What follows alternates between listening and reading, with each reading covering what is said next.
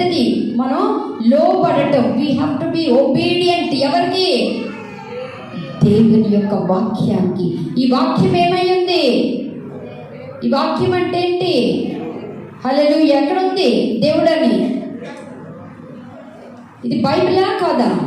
ఈ బైబిల్కి ఇంకొక పేరుంది. పరిశుద్ధ గ్రంథంకి ఇంకొక పేరుంది.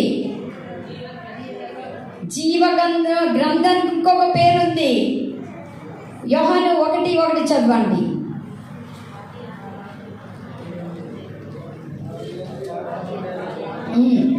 ఆది యందు వాక్యం ఉండెను. ఈ వాక్యం ఎక్కడుండేనంట?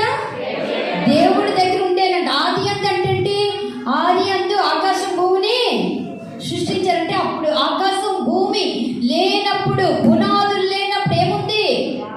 వాక్యం ఉన్నది.